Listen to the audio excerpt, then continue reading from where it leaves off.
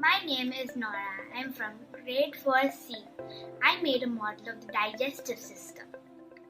I'm going to tell you how it's made step by step. First, I took some cardboard and cut it into a human body shape. Then for the esophagus, I used a straw. I cut it both the ends and stuck it to the cardboard and clay. The esophagus the food goes to the esophagus and into the stomach. I made the stomach by cotton. This is the liver. Then the pancreas is under the stomach.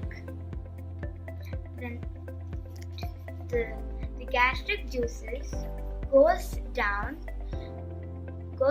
and then you see the large intestine. Between the large intestine is the small intestine. The large intestine is used from clay. The small intestine is used from twine. There's some things that didn't work out for me too.